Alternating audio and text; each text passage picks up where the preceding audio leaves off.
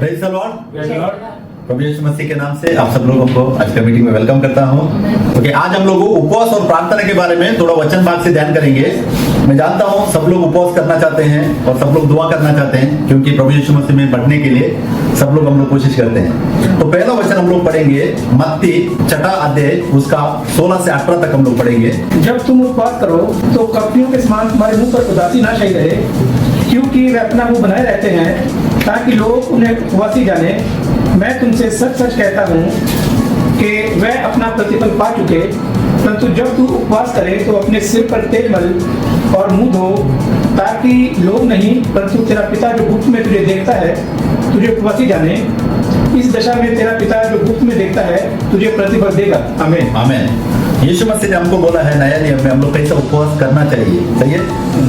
क्योंकि 16 वचन देखिए, वचन कहता है जब तुम उपवास करें तो कपटियों की नहीं तुम्हारे मुंह पर उदासी ना छाई रहे, क्योंकि वे अपना मुंह बनाए रहते हैं ताकि लोग उन्हें उपवासी जाने। मैं तुमसे सच सच कहता हूं कि अपना प्रतिफल वो लोग पा चुके हैं। आमीन। देखिए यीशु मसीह इधर, यीशु मसीह को मालूम है जो सिस्टम परमेश्वर ने जो लोगों को पुराना नियम में चुना था वो लोग कौन थे? इजराइल के लोग थे। वो लोगों ने क्या किया था? परमेश्वर ने एक अच्छा उद्देश्य से उनको जो भी करने के लिए सब सिखाया था मूसा के द्वारा, लेकिन वो लोग क्या करते हैं? इसको पूरा गलत तरीके से वो लोग पेश करते हैं। मतलब लोगों के ऊपर अधिकार चलाना और उसके बाद उनको जैसा मांगता है वैसा एक अधिकार के जैसा करते हैं। तो यीशु मसीह क्या है, हर एक की बात जानता था और 6 लोगों को सही से सिखाता है कि कैसा उपवास करना चाहिए, उपवास का रीजन क्या है बोल के इस वचन में वो बताता है। 17 वचन में वो कहता है कि जब तुम उपवास करो तो क्या करना चाहिए? अपने सिर पर तेल मल और मुंह धो। मतलब जो हम उपवास करते हैं वो किसी को भी मालूम नहीं पड़ने का है, सिर्फ परमेश्वर को मालूम पड़ने का बोल के बता रहा है। मतलब दुनिया को दिखाकर हम लोग नहीं बोलने का है कि मैं आज उपवास कर रहा हूँ, उसकी जरूरत नहीं है, क्योंकि 18 वचन में क्लियर किया है ताकि लोग नहीं परंतु पिता जो गुप्त में है तुझे उपवासी जाने। इस दशा में तेरा पिता जो गुप्त में देखता है तुझे प्रतिफल देगा। हमारा उपवास जो है सिर्फ पिता को मालूम पड़ने का है। हमें इस वचन से, सही है ना? किसी को हम दिखाने की जरूरत नहीं है ताकि हम उपवास कर रहे हैं, हम दुआ कर रहे हैं, लेकिन हमारा उपवास करने का एक्चुअली मेन इंटेंशन क्या है उसको हम लोग आगे ध्यान करेंगे। इसी का और एक वचन भी पढ़िए, मत्ती का 9 का 14 और 15 भी पढ़िए।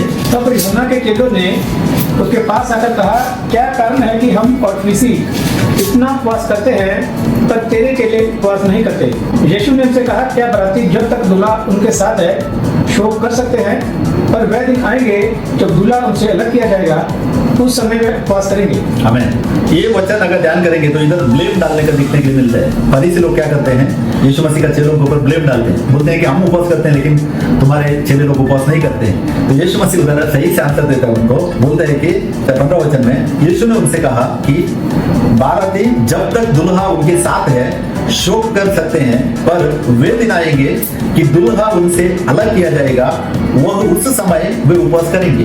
यीशु मसीह का इधर सेपरेशन मतलब बदन में से जाने के बारे में यीशु मसीह बता रहे हैं। मतलब यीशु मसीह क्या बोल बता रहे हैं कि जो जिसके लिए वो लोग विश्वास उपवास करते हैं वो खुद इधर है, उनके बीच में है। तो उसकी इंपॉर्टेंस मतलब उपवास की इंपॉर्टेंस के बारे में इधर बता रहे हैं यीशु मसीह, लेकिन वो लोग नहीं समझते थे। अगर हम लोग पुराना नियम में वो लोग क्यों उपवास कर रहे थे बोल के हम लोग एक वचन ध्यान करेंगे। लेवी व्यवस्था उसका 16 29 से 31 तक पढ़ेंगे हम लोग। तुम लोगों के लिए यह सदा की विधि होगी कि 7वें महीने के 10वें दिन को तुम अपने अपने जीव को दुख देना, और उस दिन कोई, चाहे वह तुम्हारे निज देश का हो चाहे तुम्हारे बीच रहने वाला कोई परदेशी हो, कोई क्यों भी इसी प्रकार के काम काज न करे, क्योंकि उस दिन तुम्हें शुद्ध करने के लिए तुम्हारे प्रायश्चित किया जाएगा और तुम अपने सब पापों से यहोवा के सम्मुख पवित्र ठहरोगे। ये तुम्हारे लिए परम विश्राम का दिन ठहरे और तुम उस दिन अपने अपने जीव को दुख देना, ये सदा की विधि है। आमीन। अभी ये वचन में इधर बता रहे परमेश्वर क्यों उपवास करना चाहिए। तुम अपने अपने जीव को क्या करना चाहिए? दुख देना चाहिए। उपवास करना क्या है? हम लोग प्यास होकर भूखा रहकर हमारे शरीर को दंड देकर हम लोग क्या करना है? परमेश्वर के सम्मुख में हम लोग बैठने के लिए। लेकिन किसके लिए? रीजन क्या है? 30वें वचन में लिखा है, देखिए, उस दिन तुम्हें शुद्ध करने के लिए तुम्हारे निमित्त प्रायश्चित किया जाएगा। उपवास करना क्योंकि हमको बदन में हम लोग शुद्धता पाने के लिए। एक्चुअली नॉर्मली क्या करते हैं हम लोग इसको अभी जो अप्लाई करते हैं लोग गलत तरीके से करते हैं। अभी बहुत सा लोग अभी मालूम रहेगा बहुत से लोग इसको कैसे अप्लाई करते हैं मालूम है? दुनिया की आशीष पाने के लिए अप्लाई करते हैं उपवास। एक्चुअली दुनिया की आशीष करने के लिए हमको उपवास करने की जरूरत नहीं है। इसमें ध्यान देना क्या है, उस दिन तुम्हें शुद्ध करने के लिए तुम्हारे निमित्त प्रायश्चित किया जाए। उपवास करना क्या है कि हम परमेश्वर के सामने अपने आप को शुद्ध ठहरने के लिए, क्यों? गलती को मानकर अपना गलती को मानकर आगे बढ़ना। मतलब परमेश्वर के सामने सब इंसान क्या है? पापी है। सब इंसान के अंदर कोई भी इंसान ऐसा शुद्ध नहीं है जो बोल सकता है कि मैं परमेश्वर के सामने सही हूँ। कोई भी नहीं है। सिर्फ एक इंसान था, जब यीशु मसीह दुनिया में प्रकट हो गया था, वही था। उसने बोला मेरे अंदर अगर पाप है तो दिखाओ बोल के। तो वो बात हम ध्यान देंगे, हम शुद्ध होने के लिए हम उपवास करना चाहिए। और उसके बाद आगे उधर देखेगा तो तुम अपने सब पापों से यहोवा के सम्मुख को पवित्र ठहरोगे।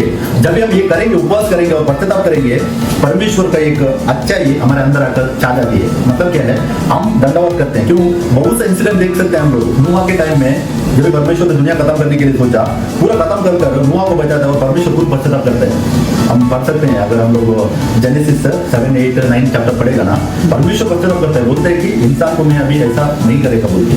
क्यों? परमेश्वर हम जब पश्चाताप कर हम लोग फास्टिंग करते हैं, जब परमेश्वर के सामने बैठते हैं, उसमें परमेश्वर खुश होता है। क्यों? हमारी शुद्धता चाहता है परमेश्वर हमेशा।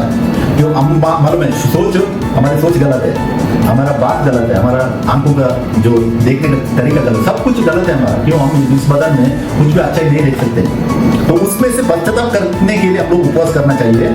और योनस है ना, योनस के बारे में एक वचन पढ़ेंगे हम लोग, 3 का 5 से 10 तक पढ़ेंगे हम लोग। यूना नबी था ना, जोनस, उसका जिंदगी में एक पढ़ेंगे हम लोग, 3 का 5 से 10 तक पढ़ेंगे। तब निनवे के मनुष्य ने परमेश्वर के वचन की प्रतीति की और उपवास का प्रचार किया गया और बड़े से लेकर छोटे तक सबों ने टाट उड़ा। तब ये समाचार निनवे के राजा के कान में पहुंचा और उसने सिंहासन पर से उठ अपने राजकीय वस्त्र उतार कर टाट उड़ लिया और रात पर बैठ गया। राजा ने प्रधानों से सम्मति लेकर निनवे में इस आज्ञा का ढिंढोरा पिटवाया, क्या मनुष्य, क्या गाय बैल, क्या भेड़ बकरी या अन्य पशु कोई कुछ ना खाए, वह ना खाए और ना पानी पिए। मनुष्य और पशु दोनों टाट उड़े और वे परमेश्वर की दुहाई चिल्ला चिल्ला कर दे और अपने कुमार से फिरे और उस उपद्रव से जो वे करते हैं पश्चाताप करे। संभव है परमेश्वर दया करे और अपनी इच्छा बदल दे और उसका भड़का हुआ कोप शांत हो जाए और हम नष्ट होने से बच जाएं। जब परमेश्वर ने उनके कामों को देखा कि वह कुकर्म से फिर रहे हैं, तब परमेश्वर ने अपनी इच्छा बदल दी और उनकी जो हानि करने की ठानी थी उसको ना किया। आमीन आमीन। योना का जिंदगी हम सब जानते हैं। जब जोनस जाता है निनेवे का शहर में, उधर लोगों के पास सब अच्छा ही थे। सही है, अच्छा ही मतलब वो लोग दुनिया में अच्छे उनके तरीके से जी रहे थे। लेकिन उधर क्या था, एक चीज था, वो पूरा पाप से भरे हुए थे। तो परमेश्वर क्या करता है, उनको चेतावनी देने के लिए योना प्रॉफिट को उधर भेजता है। सही है, योना भागता है, उनको मालूम है उधर जाएगा तो वो नहीं बचेगा, उसको लोग मार देंगे। तो डरकर वो भागता है, फिर भी योना को परमेश्वर फिर भी उधर ही भेजता है। तो ये चैप्टर में हम लोग इसमें क्या सीख सकते हैं कि इधर वो लोगों ने उपवास किया, अपना आशीष पाने के लिए नहीं किया। जानने क्या वो लोगों ने अपने आप को कमजोर बना दिया ताकि वो लोग पाप से बचने के लिए और परमेश्वर की दया पाने के लिए। तो ये जो ये अध्याय में हमको जो सारांश मिलता है, हम उसमें सही तरीके से हमारी जिंदगी में लेने का है। 5वां वचन हम लोगों ने देखा कि उपवास का प्रचार किया। जो राजा है, खुद उस राजा था, निनेवे का राजा था, वो अपने आप को क्या करता है, अपना गद्दी से नीचे उतर कर आता है, क्योंकि उसको मालूम पड़ा अभी उसकी बचाव नहीं है, परमेश्वर नाश करने वाला है। तो वो उतर कर नीचे आता है और हम लोगों ने 6वां वचन में देखा कि उधर अनाउंस करता है कि उसने सिंहासन पर से उठ अपना राज्य की ओढ़ना उतारा और उतार कर टाट उठ लिया और राज पर बैठ गया। देखिए, अपने आप को राजा होकर भी वो उपवास कर दंड का अपने आप को दंड देने के लिए स्टार्ट करता है, मतलब अपना शरीर को दंड लाने के लिए स्टार्ट करता है। और 7वें वचन में देखिए, क्या मनुष्य, क्या गाय बैल, क्या भेड़ बकरी और पशु कोई कुछ भी ना कहे, मैंने खाया नहीं है और वो लोगों ने पिया भी नहीं है। पूरा का पूरा वो देखो, भेड़ बकरी गाय बैल सब कुछ, सिर्फ इंसान नहीं है, जितना जानवर थे जानवरों को भी खाना नहीं है। ऐसा पश्चाताप किया वो लोगों ने। और 8वां वचन में हम लोगों ने पढ़ने से पढ़ सकते हैं कि मनुष्य और पशु दोनों टाट उड़े और वे परमेश्वर की दोहाई चिल्ला चिल्ला कर दे और अपने कुमार्ग से फिरे और उस उपद्रव से जो वे करते थे पश्चाताप करें।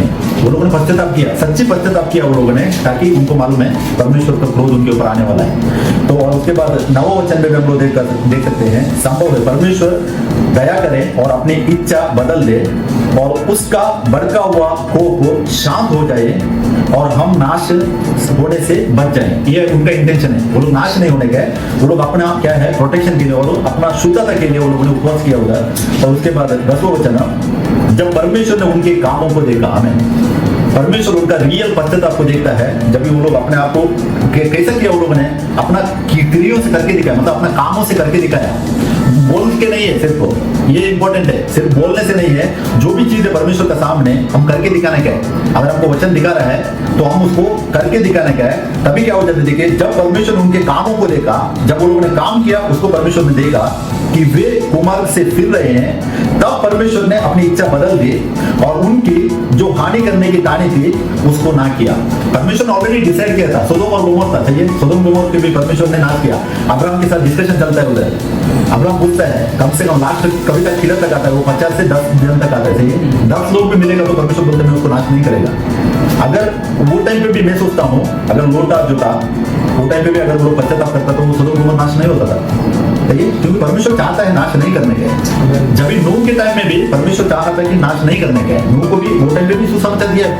हम पेत्रस में पढ़ सकते हैं, वो लिखा है सुनीति, मतलब वो नीति को, धर्म को प्रचार कर रहा था, धर्म प्रचारक था नूह के द्वारा भी परमेश्वर ने प्रचार, धर्म के प्रचारक है, उसने प्रचार किया है। तो वो टाइम पे भी लोगों ने नहीं माना।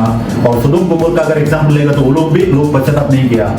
और उसके बाद निनेवे के शहर बेस्ट का एग्जाम्पल है, हमको परमेश्वर ने बचाया हुआ, वो भी योना प्रॉफिट। अभी योना को वो लोग सबसे बड़ा प्रॉफिट मानते हैं इजराइल, क्योंकि इतना बड़ा काम उसके द्वारा परमेश्वर ने किया, तो उसका क्रेडिट मिला योना को, बचाया परमेश्वर ने। योना गुस्सा हो गया परमेश्वर के ऊपर, हम मालूम है, हम स्टोरी पढ़ा है ना, योना गुस्सा होता है, तुम मेरे को लेके आया, तुम मेरे को इतना ये किया, सब बोलते हैं, बात करते हैं परमेश्वर से। लेकिन परमेश्वर उधर अच्छे एक डिस्कशन है ना, कितना परमेश्वर कितना एक अच्छा दयालु हमको मालूम करते हैं। तो एक्चुअली क्या है ना, अभी सिस्टम को बदल दिया।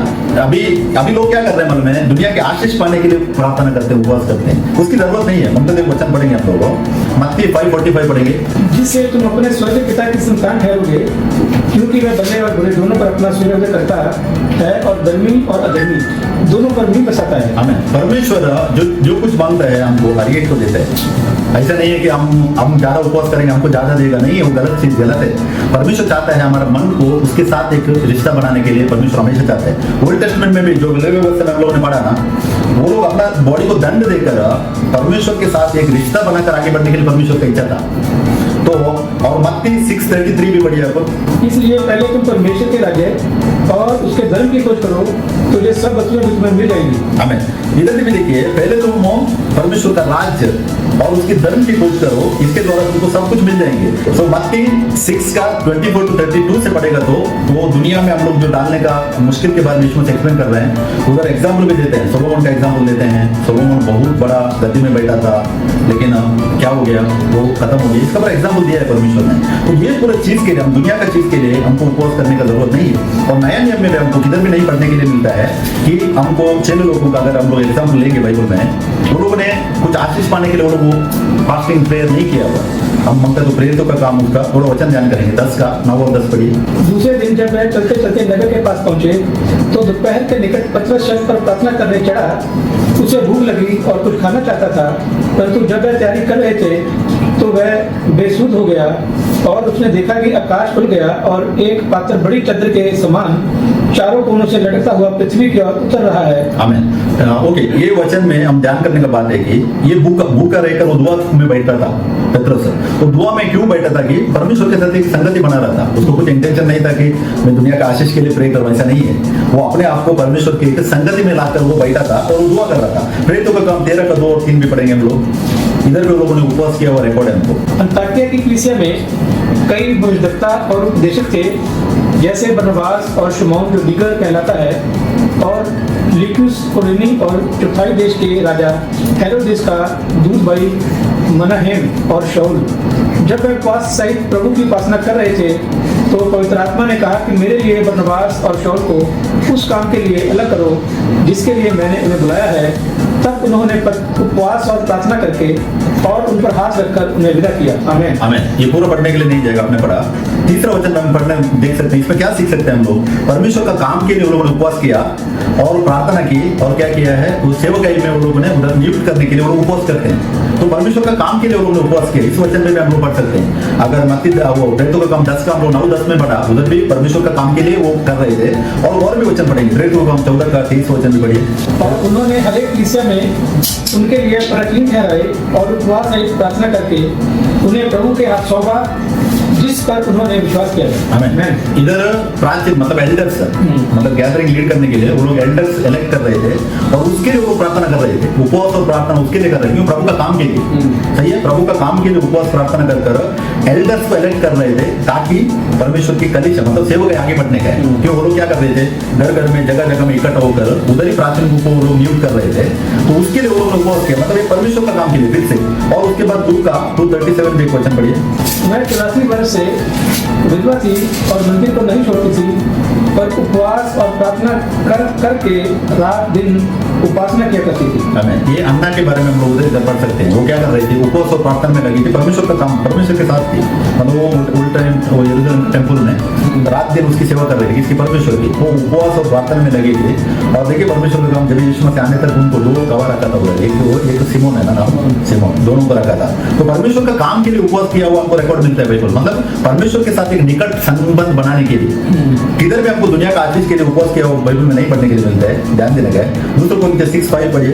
कुकर खाने से, कैद होने से, लूडो से, परिश्रम से, जागते रहने से, उपवास करने से। हाँ, ये वचन क्या है कि ये अगर ऊपर से पढ़ेगा तो मालूम, ये परमेश्वर की सेवकाई में 6 लोग क्या कर रहे थे, वो लोग मार खा रहे थे और सब कुछ तकलीफ उठा रहे थे, परिश्रम कर रहे थे, जागते रहते थे और वो लोग उपवास कर रहे थे। किसके लिए? क्या? परमेश्वर का काम के लिए, आगे बढ़ाने के लिए, मतलब परमेश्वर की सेवकाई आगे बढ़ाने के लिए वो लोग उपवास कर रहे थे। मतलब परमेश्वर की हर एक बात है जो जिसने भी उपवास किया वो परमेश्वर के साथ रिश्ता बनाने के लिए था। ये बात ध्यान रखा है। उसी का 11 का 27 वचन भी पढ़िए। परिश्रम और कष्ट के बार बार जागते रहने में, भूख प्यास में, बार बार उपवास करने में, जाने में, उगाड़े रहने में। हमें ये भी देखिए इधर परिश्रम से कष्ट उठाने से वो लोग को जगह जगह में जाकर क्या करते हैं, भूख को प्यास में बार बार उपवास करके वो लोग परमेश्वर का काम के लिए उपवास कर रहे थे। हर एक चीज हमको पढ़ने के लिए मिलता है बाइबल में। जिसने भी उपवास किया जब ये बिगिनिंग टाइम में, वो परमेश्वर की सेवकाई के लिए था, वो लोग सेवकाई आगे बढ़ाने के लिए। क्यों? दुनिया की आशीष हमको परमेश्वर ने ऑलरेडी वादा किया, हम लोगों ने देखा। और भी बहुत सा वचन हम पुराने नियम में देखते हैं, उनका जो ये व्यवस्था विवरण उसका 28 के 1 और 2 वचन पढ़िए।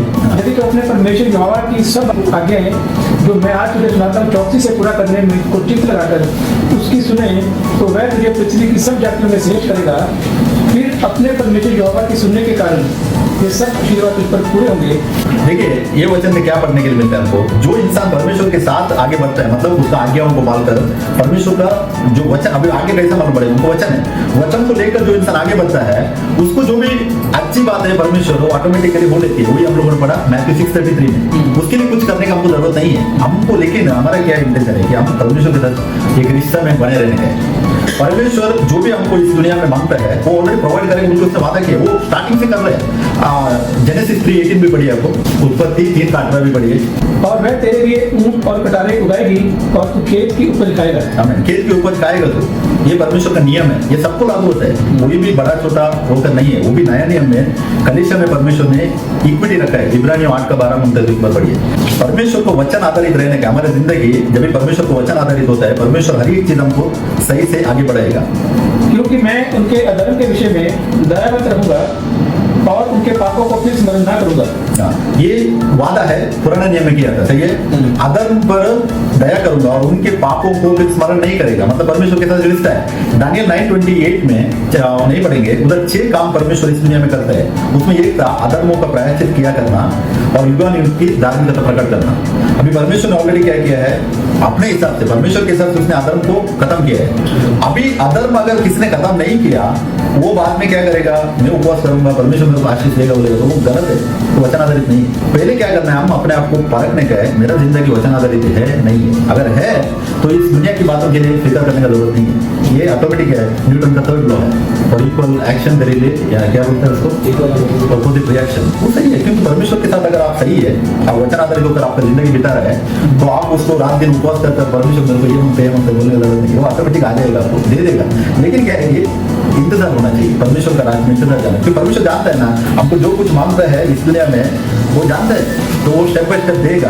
उसके लिए हम उपवास कर दंड देकर, और कोई लोग क्या करते हैं मालूम है, एक चीज मतलब परमेश्वर का एक प्लान रहता है हमारे जिंदगी में। अभी कोई क्या करते हैं, नहीं मेरे को यही मांगता है, मैं इसी में जाएगा, मैं उसी के लिए उपवास करेगा, उनके उपवास में बैठ के उपवास करते हैं। एक्चुअली वो परमेश्वर की इच्छा नहीं हो सकता है, हमको नहीं मालूम है नहीं मालूम, क्योंकि परमेश्वर बोल रहे हैं कि मैं तुमको देगा, सब कुछ मांगते हैं, जो मांगते हैं तुमको मैं लीड करेगा, क्योंकि परमेश्वर का भी एक प्लान है। में 29:11-12 में पढ़ सकते हैं हम लोग, परमेश्वर का भी एक प्लान है हमारे ऊपर, तो वो प्लान पे सक्सेसफुल होने का है, तो हमारा जिंदगी वचन आधारित कर आगे बढ़ाना है, तो परमेश्वर उसको लीड करेगा।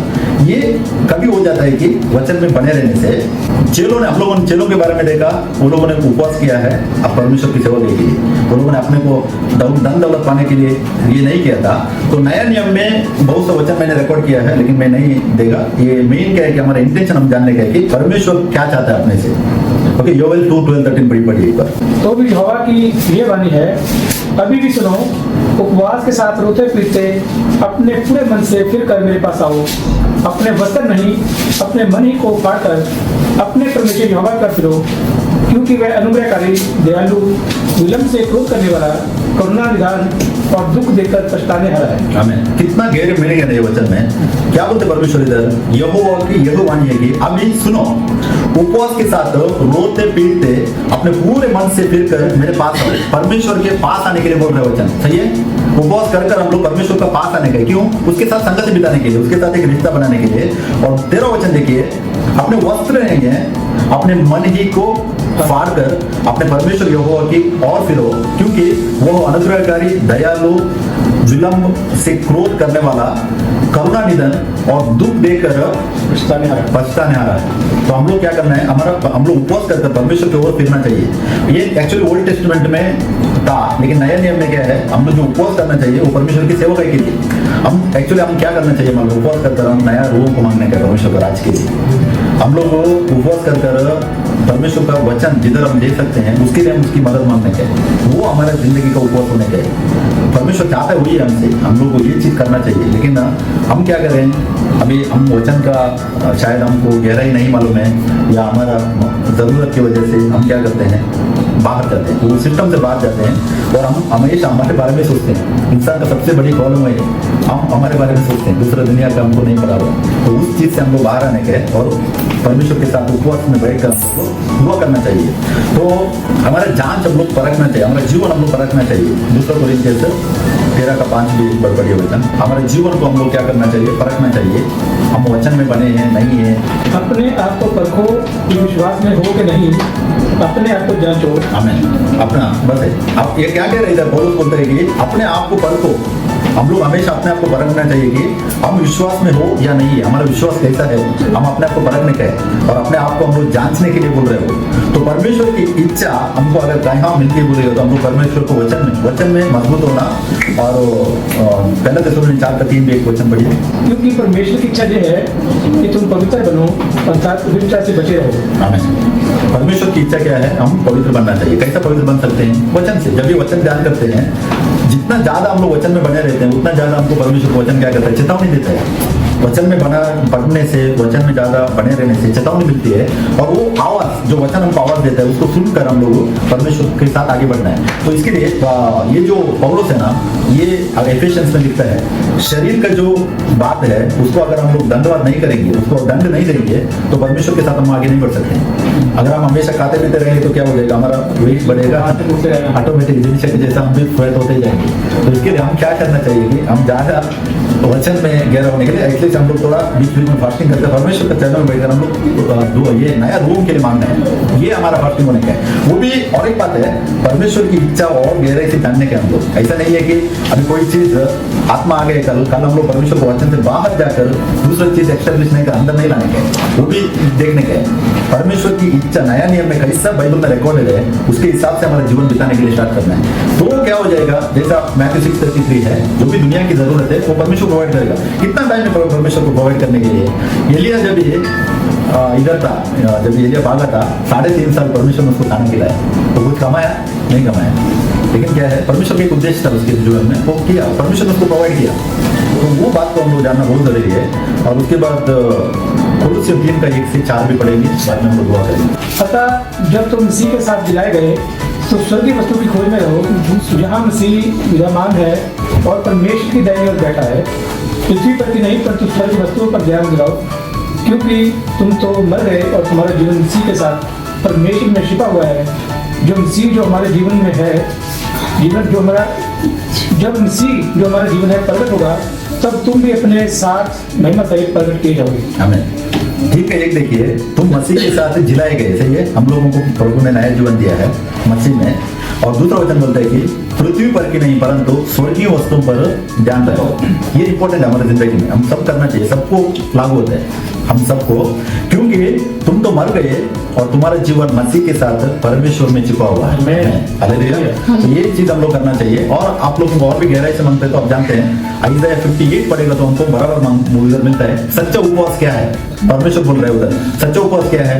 एक आदमी को आपको तकलीफ देकर उसको उसके ऊपर बड़ा बोझ डालकर बाद में आप जाकर अगर फास्टिंग करेगा, मेरे को परमेश्वर अच्छा करेगा, वो चैप्टर में एक्सप्लेन किया है परमेश्वर ने सही से। 58 चैप्टर आइज़ाया पढ़ेंगे ना, उसमें क्लियरली लिखा हुआ है, परमेश्वर बोलता है उधर तुम्हारा जो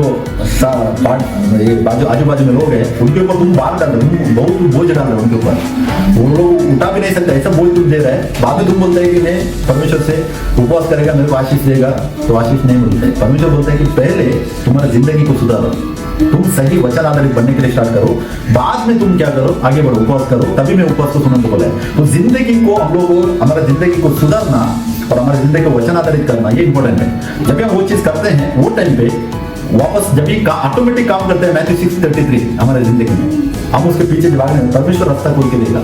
अनुराधा कमल जी कनाडा जाना चाहते हैं, परमेश्वर ओपन करके देगा रास्ते को, हम उसके पीछे भागने की जरूरत नहीं है। तो हमारी इच्छा परमेश्वर जानते हैं ना, तो हमारी जिंदगी हम लोग वचन आधारित करना है। और मैं फिर से बताता हूँ, हम लोग नया नियम में उपवास करना चाहिए, नया लोगों के लिए और नया लोगों को परमेश्वर को आगे बढ़ाने के लिए परमेश्वर से हम मांगने का है। जो हमको चेले उनका जिंदगी, अगर पूरा न्यू टेस्टमेंट पढ़ेगा, चेले लोगों ने क्या किया था, वो लोग दुआ में बैठ रहे थे परमेश्वर का काम के लिए, कभी भी अपना पर्सनल के लिए वो लोगों ने दुआ किया, उनको पढ़ने के नहीं मिलते।